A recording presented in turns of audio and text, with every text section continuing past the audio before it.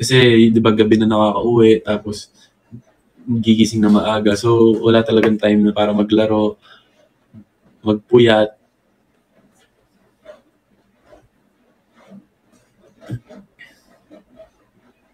Kwento about parsing photoshoot.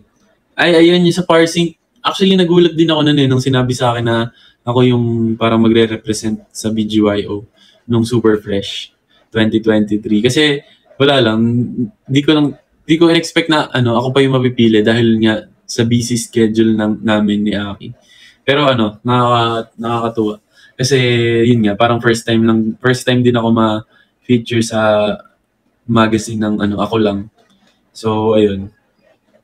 Excited talaga ako nung nangyari yung Super Fresh. Tsaka sobrang satisfied ako sa lahat ng shots, nung damit, yung mga dinamit sa akin ni Kuya Mark Ranke, tapos yung nag-makeup sa akin si Kuya Mikey, which is mina-makeupan niya na talaga kami pag minsan na pag wala si Kuya Jaime. Pag nasa ibang bansa, tulad niya na nasa ibang bansa si Kuya Jaime. Parang buwan-buwan yata lumilipad sa ibang bansa, ginagawang probinsya lang eh. Pero ayun, sobrang nag-enjoy ako doon sa buong shoot. Sobrang nabusog ako kasi ang daming pagkain, tapos grabe asikaso nila sa amin, mga artists. May pakape, may mga, may snacks. Fave fits mo. Saan doon sa Super Fresh? Yung pinaka-favorite ko doon, yung kulay black. Tapos, ayun.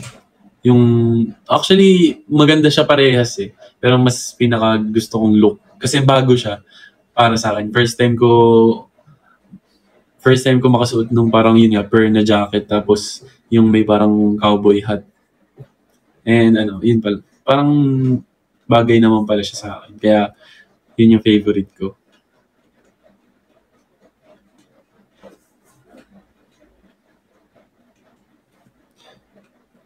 Thank you, Teacher Marian. The level of slayage, though.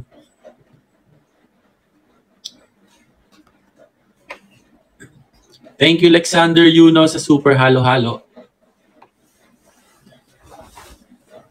Thank you, Nairam. Ayan, isa sa mga hindi pa nag-share ng stream, i-share nyo lang na i-share. And keep sending stickers.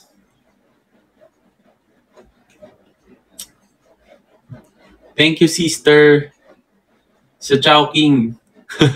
So, nung Chowking talaga, yung outfit namin yung pinaka-the best. Nag-fitting kasi kami nun before nung show. Tapos, di namin expect na full pala yung susuotin namin. Kaya nakakatuwa lang. Kasi para kaming yung mga ngaroling tapos nasa stage kami. Pero ayun, nag-enjoy ako ng sobra dun sa Chowking event namin. Tapos andun kasi halos lahat din ng lahat ng mga nakasama namin nung sa Boracay, yung mga taga Chowking. Kaya ang saya dun sa taas. Para kaming may Christmas party dun. Tapos may show. Parang yun na kasi yung pinaka-last event nila bago mag-Christmas.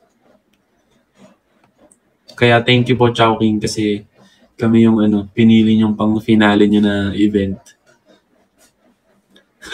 Nalaglag pa yung belt ko eh. Sa sobrang hyper.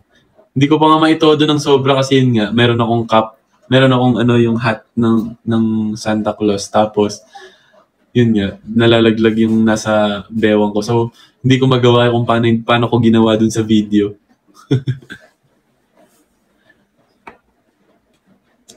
Pero ang cute, di ba? Ang saya. Para kami nangangaroling sa harap niyo. Tapos wala kayong binigay sa amin, di ba?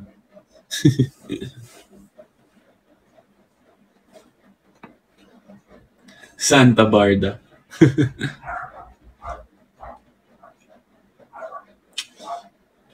Grabe ang ABS-CBN. Ay, yun din. Yung first time namin maka-perform sa Christmas special na may live audience. Kasi 2 years kami nag-Christmas special na wala, sa studio lang kami nag-shoot. Tapos, wala, virtual lang talaga. Kasi, yun nga, mahigpit pa nga nung time na yun. So, ngayon, grabe. Sabi nila, Ate Jovi, ganun daw talaga usually yung mga Christmas special. So, ang saya namin na na-experience na ulit namin yun ngayon.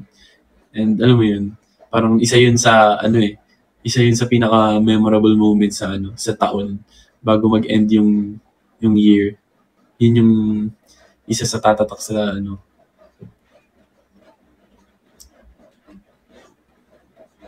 Kita niyo yung dancing banner. Oo, kitang-kita namin. Yun agad yung hinanap ko eh. Kasi nung paglabas namin, hinahanap ko, saan kaya dito yung Aces? Tapos pagtingin ko doon sa left side, andun yung malaking banner ng Aces. Kaya kung makikita niyo lang, tumuro ako doon tapos kumakaway.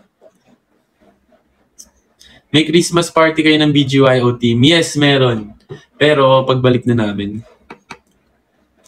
Kasi wala na, di na kami nakakuha ng time para mag-Christmas party this year. Actually, ganun din yung ginawa namin yung last Christmas party, pagbalik na namin. Para alam mo yun, mapapaghandaan pa talaga kung ano yung mga regalo. Tsaka ano yung mga gagawin. Yung talon ni Nate pang New Year. Grabe nga yung talon ni Nate eh.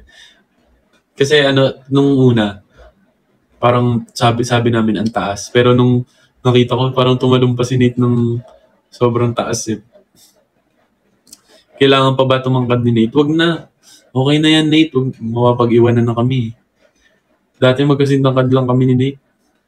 Nung trainees pa. Or mas matangkad pa ata ako ng konti.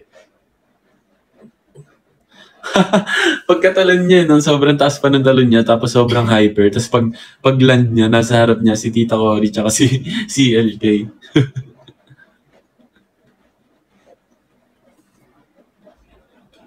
Bigla siyang napabaw eh. Napabaw nang wala sa oras. Happy 66th birthday, Tito Willie Soriano.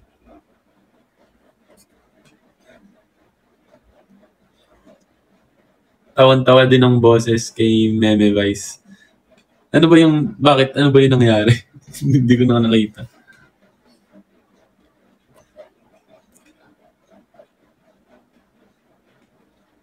Oo, yung napanood ko pala yun. Yung binuhat-buhat siya. Ako nagulat din ako nun sa hindi ko na napanood yun sa mismong sa stage. Napanood ko yun sa TikTok. Nung hinahagis-hagis siya, tapos nung binitawan, nakala ko talaga totoo. Ano reaction niyo doon? Napasigaw din ba kayo?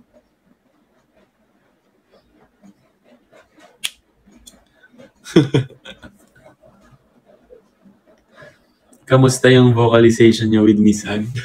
Nakakatuwa yan kasi nagvo-vocalize kami. Tapos meron kami naririnig na parang mataas na matining yung boses. Tapos pagkita namin si Ate Anne pala, sumasabay sa vocalization namin.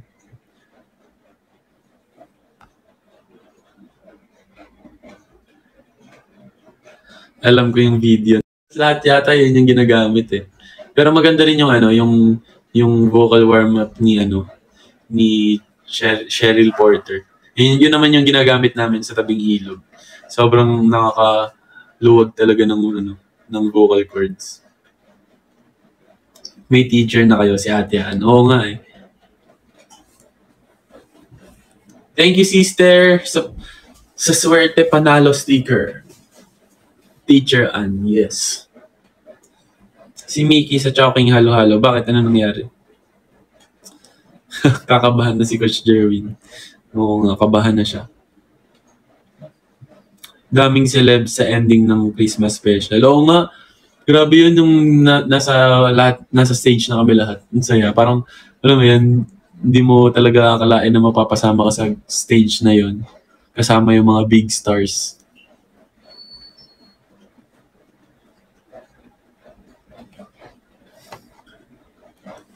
Yes. Thank you. Thank you po. Sa inyo ay totoo ang pinakamagandang kwento. Sa madilim na gabi, sinilang siya sa mundo. Thank you, White Lady. Katakot naman yung username mo.